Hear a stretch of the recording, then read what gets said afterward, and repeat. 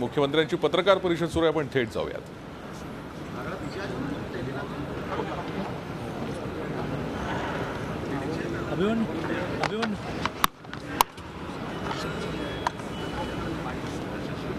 मागून येत जाऊ.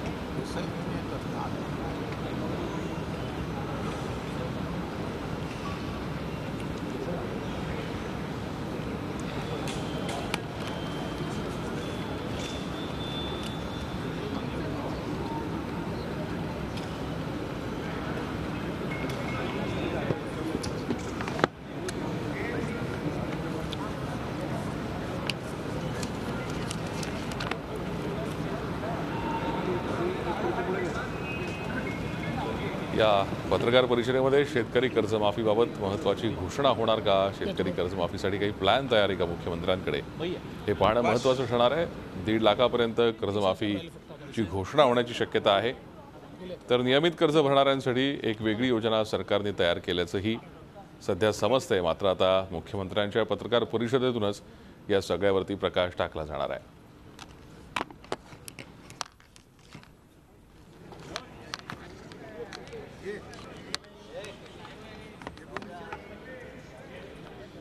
तुमचं सगळं नीट झालं की सांगा, मग सुरू करतो. असं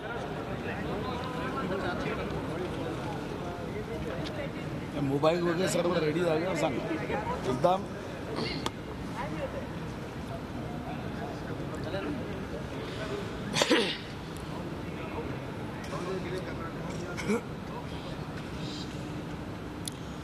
राज्यामध्ये अडचणीत असलेल्या शेतकऱ्यांना माईक काय करे बाबा? माईक नाही ठेवला करे. माईक कसा नाही माईक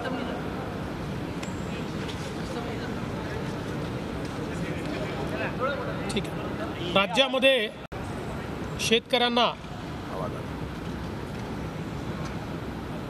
मदत करण्याकरता आणि विशेषतः सातत्याने 2012 सालापासूनच्या दुष्काळामुळे जो शेतकरी कर्जात बुडाला आहे, थकीत आहे, पुन्हा कर्ज प्राप्त करू शकत नाही आहे, कर्ज भरू शकत नाही आहे, अशा शेतकऱ्याला कर्जमाफी देण्याच्या संदर्भात मागणी होत होती. सभागृहामध्ये देखील शासनाच्या वतीनं आम्ही हे आश्वासन दिलं होतं की जे अडचणीतले शेतकरी आहेत त्यांना आम्ही मदत करू, त्यांची कर्जमाफी करू. त्यानुसार विविध घटकांची चर्चा देखील आमची सुरू होती. मध्यंतरीच्या काळामध्ये काही आंदोलनं देखील झाली. त्या आंदोलकांना देखील आम्ही अतिशय स्पष्टपणे सांगितलं की राज्य सरकार सकारात्मक आहे आणि चर्चेला तयार आहे. एक मंत्री गटाची उच्चाधिकार समिती देखील आम्ही तयार केली होती, ज्यांनी शेतकऱ्यांची जी काही सुकाणू समिती होती त्या समितीशी देखील विविध चर्चा केल्या. मग राजू शेट्टी असतील, भाई जयंत पाटील असतील, रघुनाथ दादा असतील, बच्चू कडू असतील, धनंजय जाधव असतील, दुर्डे असतील, जे जे काही सुकाणू समितीचे सगळ्यांची नावं मी घेत नाही, पण त्या सगळ्या लोकांची विविध चर्चा या ठिकाणी झाल्या. काही मुद्द्यांवर एकमत झालं, काही मुद्द्यांवर होऊ शकलं नाही. आणि त्यानंतर मी स्वतः देखील गेल्या 2-3 दिवसामध्ये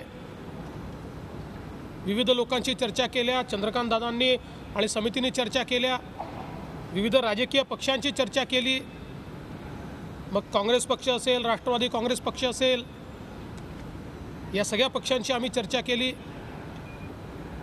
मी स्वतः श्री राजू शेट्टी यांच्याशी चर्चा केली, राष्ट्रवादी काँग्रेसचे अध्यक्ष श्री शरद पवार साहेब यांच्याशी चर्चा केली आणि आम्ही त्यानंतर सन्माननीय शिवसेना पक्षप्रमुख उद्धव ठाकरेजी यांच्याशी देखील अतिशय सविस्तर चर्चा केली आणि या चर्चेच्या अंती राज्यातल्या शेतकऱ्यांना कर्जमाफी करण्याच्या संदर्भातला निर्णय आम्ही घेतला. हा जो निर्णय घेतलेला आहे, मी यापूर्वी देखील सांगितलं होतं की राज्य सरकार एक ऐतिहासिक निर्णय घेत आहे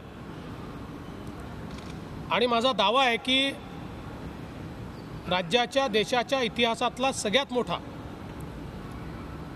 निर्णय राज्य सरकारच्या माध्यमातून आज घेतला जातो आहे. काही पार्श्वभूमी आपल्यासमोर मला ठेवण्याची इच्छा आहे की आपण ॲग्रिकल्चर हाऊसहोल्ड पर कॅपिटा कर्ज किती आहे हे जर देशामध्ये बघितलं, म्हणजे घरटी कर्ज किती कृषीचं, कृषी विभागामध्ये, तर ते केरळमध्ये 2,13,000 रुपये आहे, आंध्र प्रदेशात 1,23,000 रुपये, पंजाबमध्ये 1,19,000 रुपये, तमिळनाडूत 1,15,900 रुपये आहे, कर्नाटकात 97,200 रुपये आहे, तेलंगणात 93,500 रुपये आहे, हरियाणामध्ये 79,000 रुपये आहे, राजस्थानमध्ये 70,000 रुपये आहे, महाराष्ट्रात ते 54,000 रुपये आहे, 54,700 रुपये.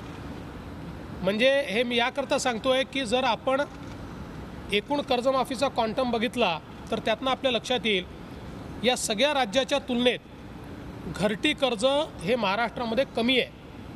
या सगळ्या राज्यांमध्ये महाराष्ट्राच्या दुप्पट जवळपास घरटी कर्ज हे त्या ठिकाणी शेतकऱ्याच्या डोक्यावर आहे. आणि आत्तापर्यंत ज्या काही कर्जमाफी झाल्या त्या कर्जमाफीच्या संदर्भातला देखील आढावा आम्ही घेतला तर आपण बघितलं तर केंद्र सरकारनं जी संपूर्ण देशाकरता कर्जमाफी केली होती ती 72,000 कोटीची होती, पण नंतर ती कमी झाली आणि 52,000 कोटीची झाली. महाराष्ट्रामध्ये यापूर्वीची जी कर्जमाफी झाली होती ती 7,000 कोटी रुपयाची कर्जमाफी झाली होती. तेलंगणाने 15,000 कोटीची कर्जमाफी केली आहे, आंध्रने जवळपास 20,000 कोटीची केली आहे, पंजाबने 10,000 कोटी रुपयाची केली आहे, कर्नाटकने 8,000 कोटी रुपयाची केलेली आहे. या सगळ्याच्या पार्श्वभूमीवर महाराष्ट्र सरकारने घेतलेला निर्णय हा अभूतपूर्व अशा प्रकारचा निर्णय आहे. जवळजवळ 34,000 कोटी रुपयाची कर्जमाफी राज्य सरकारच्या वतीनं आज कॅबिनेटने त्याला मान्यता दिली आहे. याच्यामध्ये 1.5 लाखापर्यंतचं कर्ज सरसकट आम्ही माफ करतो आहोत आणि 1.5 लाखापर्यंतचं कर्ज सरसकट माफ केल्यामुळे जे थकीत शेतकरी आहेत त्यातले 90% शेतकऱ्यांचा सातबारा पूर्ण कोरा होणार आहे. 90%.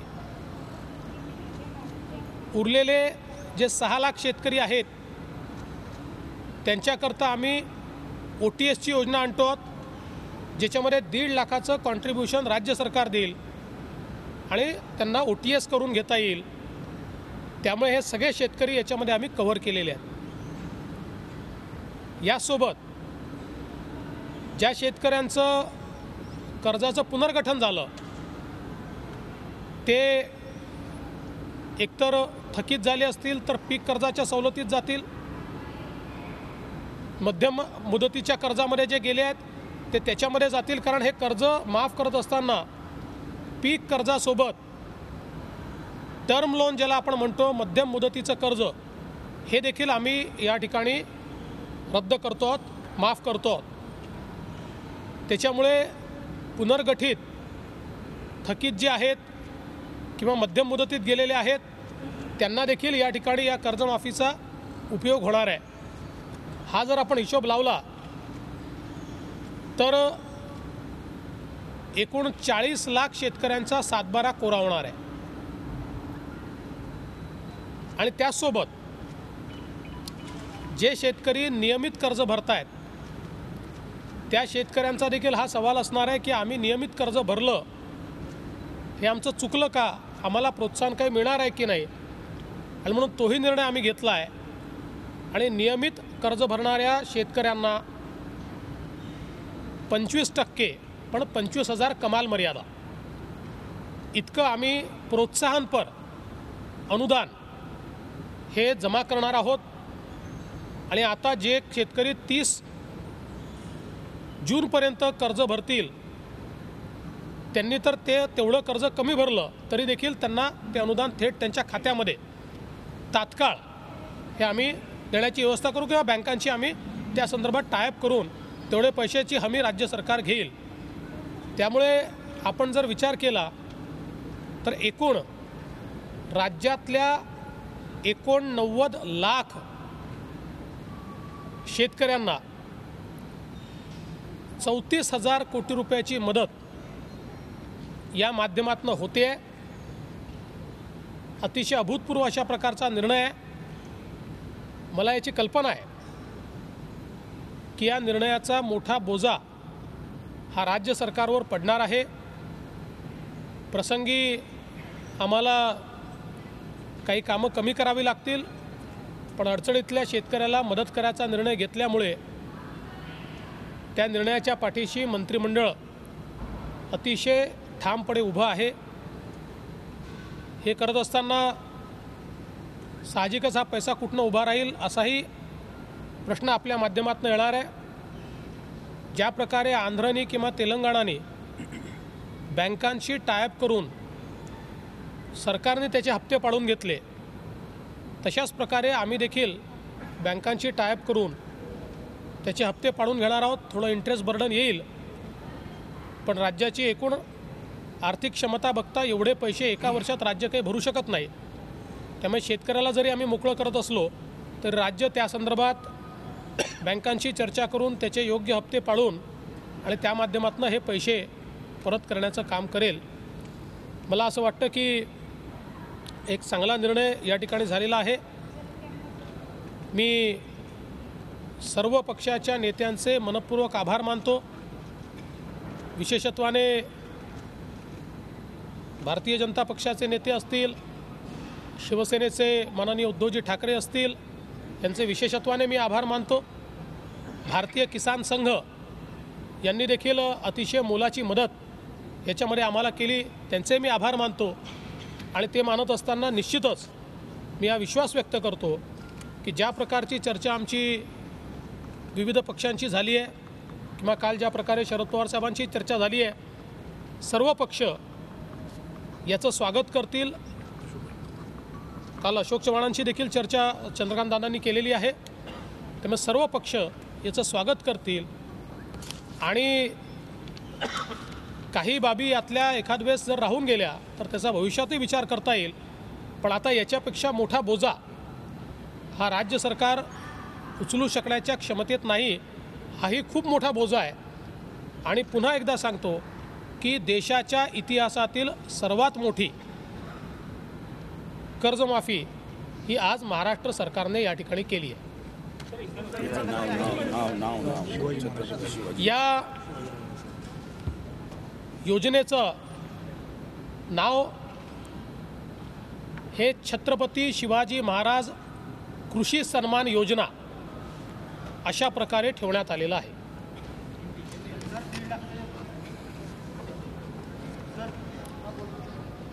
महाराष्ट्र सरकार ने एक ऐतिहासिक निर्णय लिया है और महाराष्ट्र के किसानों का कर्जा माफ़ करने का निर्णय लिया है। साथ ही में जो रेगुलर भरने वाले किसान हैं, जिन्होंने कर्जा समय पर चुकता किया है या चुकता कर रहे हैं, ऐसे किसानों को भी प्रोत्साहन के रूप में अनुदान देने का निर्णय महाराष्ट्र सरकार ने लिया है। छत्रपति शिवाजी महाराज कृषि सम्मान योजना के नाम से ये योजना तैयार की गई है। कुल मिलाकर 89 लाख किसानों को 89 लाख किसानों को इसमें 34,000 करोड़ का फ़ायदा होगा। अपने आप में ये बहुत बड़ी योजना है जिसमें 1.5 लाख तक जिनका कर्जा है वो पूरा कर्जा हम माफ़ कर रहे हैं। जो बचे हुए किसान हैं ओवरड्यू, उनके लिए 1.5 लाख तक की OTS की योजना हमने लाई है। और जो नियमित रूप से भरने वाले किसान हैं उनको भी 25% या अधिकतम 25,000 तक अनुदान के रूप में देने का फैसला ये राज्य सरकार ने किया है। और देश की सबसे बड़ी किसानों को मदद की योजना आज महाराष्ट्र की सरकार ने घोषित की है। सर, आपल्या निर्णयामुळे समितीचे समाधान होईल असं वाटतं का? 30 जून 2016 ही याची कट ऑफ डेट राहील, कारण त्याच्यानंतरचं लोन ओव्हरड्यू नाही आहे। ओव्हरड्यू लोन हे 30 जून 2016चं आहे, त्याच्यानंतरचं लोन ओव्हरड्यू नाही। आणि जे काही ड्राऊट आहे म्हणजे दुष्काळ आहे, त्या दुष्काळाची वर्ष ही 12, 13, 13, 14, 14, 15, 15, 16 आहेत। जी 2008 साली कर्जमाफी झाली होती त्याची ही डेट ही 30 जून 2007च होती। देशात इतर ठिकाणी देखील जी कर्जमाफी झालेली आहे, कोणीही प्रॉस्पेक्टिव्ह कर्जमाफी देत नाही। कर्जमाफी म्हणजे पुढच्या वर्षीची कर्जमाफी, जे संपायचंच आहे त्याची कर्जमाफी ही दिली जाऊ शकत नाही। पण याचा फायदा सगळ्यांनाच होतो आहे, त्याच्यामुळे सगळ्या शेतकऱ्यांना मोठ्या प्रमाणात हा फायदा मिळणार। GR मध्ये जे निकष होते त्याच्यामध्ये बदल केलाय का? GR मधल्या निकषांमध्ये बदल केला आहे, म्हणजे ते अतिशय सुटसुटीत केले आहेत आता। आणि याच्यामध्ये विधानसभा सदस्य, विधान परिषद सदस्य, जिल्हा परिषद आणि महानगरपालिका सदस्य यांना या योजनेचा लाभ मिळणार नाही। केंद्र आणि राज्य शासनाचे जे कर्मचारी आहेत किंवा केंद्र आणि राज्य शासनाकडून अनुदान प्राप्त करणारे जे आहेत त्यांना या योजनेचा फायदा मिळणार नाही। क्लास 4 वगळलेला आहे। जे व्यापारी किंवा नोंदित अशा प्रकारचे पुरवठादार आहेत ज्यांना वॅटचं रजिस्ट्रेशन किंवा वॅटच्या रजिस्ट्रेशनला जे पात्र आहेत, म्हणजे 10 लाखापेक्षा जास्त उलाढाल आहे, त्यांना देखील यातनं सोडण्यात आलेलं आहे। आणि इन्कम टॅक्स पे म्हणजे ज्यांचं कृषीपेक्षा वेगळं टॅक्सेबल इन्कम आहे, जे इन्कम टॅक्स भरतात, अशा लोकांना वगळलेलं आहे। बाकी सगळ्या कंडिशन्स काढून टाकलेल्या आहेत। मंत्री आमदारांचा पगार आपण 1 महिन्याचा शेतकऱ्यांचं समाधान आता फक्त शेतकऱ्यांचं समाधान होईल अशा प्रकारचा निर्णय आम्ही घेतला आहे। राजकीय पक्षांशी चर्चा केलेली आहे। याही नंतर काही लोकांना फक्त आंदोलन चालवण्यात इंटरेस्ट असेल तर कदाचित ते चालवतीलही, पण शेतकरी त्यांना साथ देतील असं मला बिलकुल वाटत नाही। आणि राज्य सरकारने इतका मोठा निर्णय घेतल्यानंतर मला तर असं वाटतं की आता याला कुठलंही राजकीय स्वरूप न देता सर्वांनी या निर्णयाचं स्वागत केलं पाहिजे, या निर्णयाच्या अंमलबजावणीकरता मदत केली पाहिजे।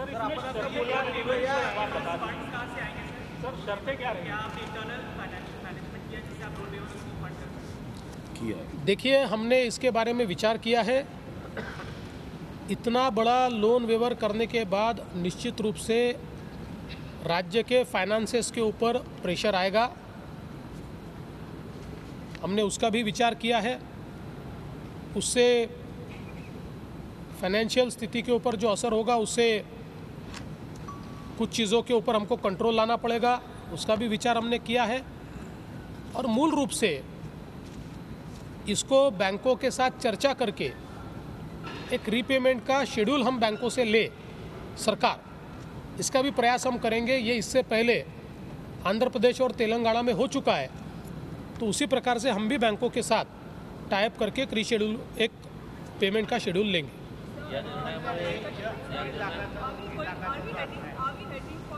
Are we heading for a deficit budget next year?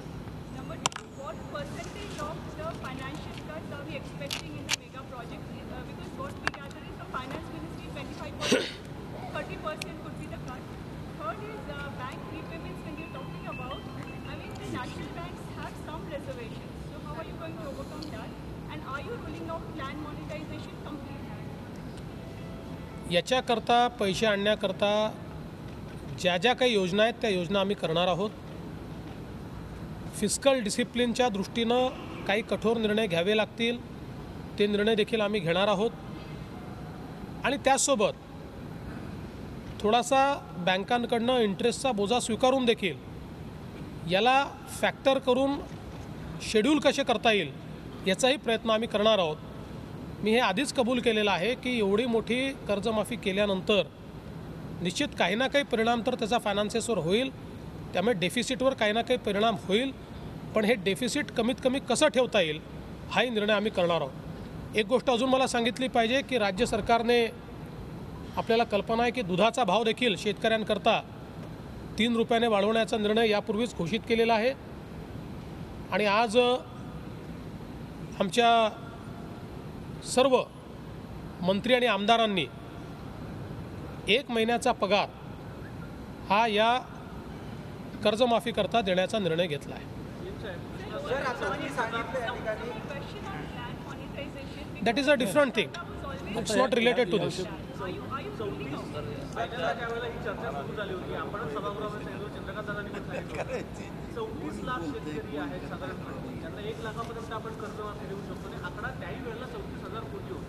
आता तुम्ही सांगताय 87 लाख शेतकऱ्यांना तुम्ही घेतलेलं आहे, म्हणजे एका अर्थाने 1 लाख जरी किंवा 1.5 लाख जरी असतं तर प्रत्यक्षामध्ये कर्जमाफी लोकांची कर्ज नील होण्याचं जे आहे कमी येणार असं वाटत नाही का तुम्हाला? बिलकुल नाही, नीट आकडा काढलेला आहे।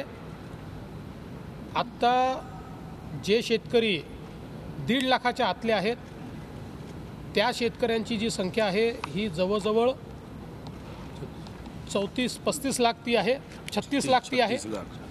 आणि त्यासोबत त्याच्यामध्ये रूपांतरित जे कर्ज आहे जे परत याच्यामध्ये येणार आहे त्याचा सगळा हिशोब लावूनच मी सांगितलेला आहे की 40 लाख शेतकऱ्यांचा 7/12 हा आम्ही कोरा करणार आहोत। काही कामं या कर्जमाफीसाठी कमी करावी लागतील असं तुम्ही सांगितलं। कुठल्या महत्त्वाच्या राज्याच्या प्रोजेक्ट्सवर या कर्जमाफी ते आता बघू, त्याचा कमीत कमी इम्पॅक्ट कसा येईल हे बघू। पण आता हे तर नॅचरल आहे ना की एवढं मोठं जर पैसा हा कर्जमाफीला द्यायचा असेल तर कुठनं तरी तर पैसा आणावा लागेल।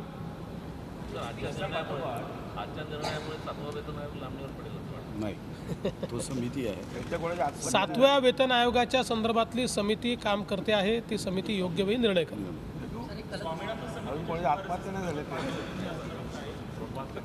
स्वामीनाथन समितीच्या ज्या शिफारसी आहेत, मुळात या सगळ्या शिफारसी UPAचं शासन असतानाच त्या काळात आलेल्या आहेत। 2005 साली, 2006 साली त्यावेळच्या शासनानं त्या संदर्भात एक शेती नीती तयार केली होती।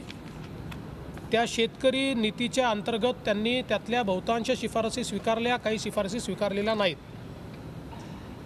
आता हमी भावाच्या संदर्भातल्या शिफारसीच्या संदर्भात सातत्याने चर्चा होते।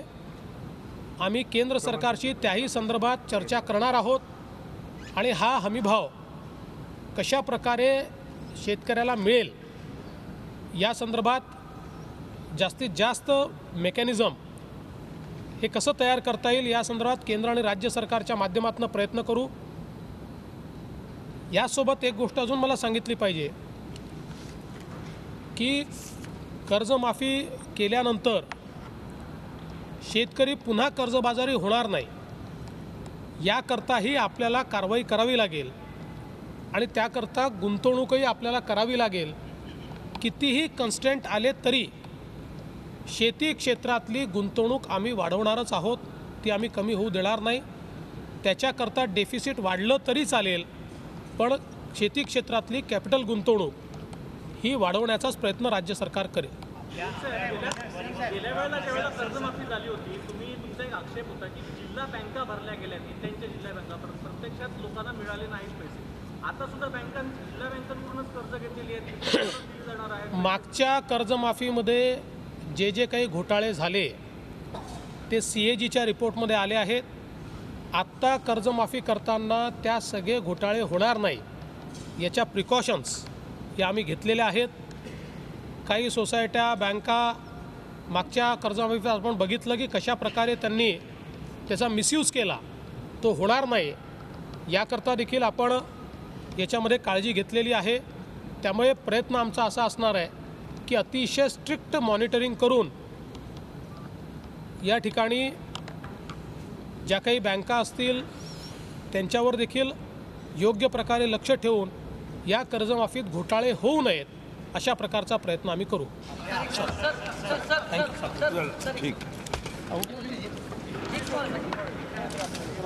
बाद में इतना डिटेल बताया फाटे फोड़ रहे हैं.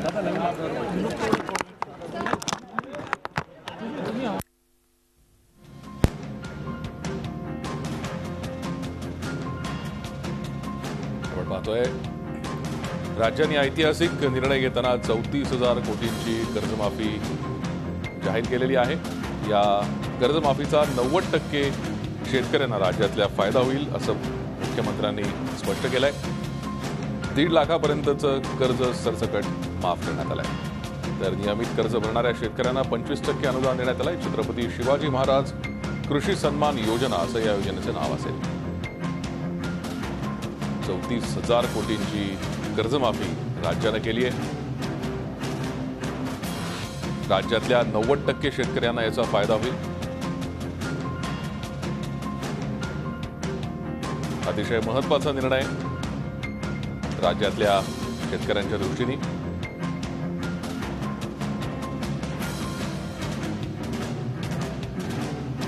$1.5 लाखांपर्यंतचं सरसकट कर्ज माफ करण्यात आलंय. याचा राज्य सरकारवर बोजा पडणार असल्याचंही मुख्यमंत्र्यांनी स्पष्ट केलं. त्यामुळे काही विकास कामांना जरूर याचा फटका बसेल, मात्र कमीत कमी फटका कसा बसेल याचाही सरकार विचार करेल असंही मुख्यमंत्र्यांनी स्पष्ट केलं आहे. शेतकऱ्यांच्या पाठीशी राज्य सरकार खंबीरपणे उभं आहे. यापुढे शेती क्षेत्रामध्ये जी गुंतवणूक करायची आहे त्यासाठी सरकार नेहमीच अग्रेसर राहील असंही त्यांनी म्हटलंय. 34,000 कोटी रुपयांच्या कर्जमाफीची घोषणा मुख्यमंत्र्यांनी केली आहे.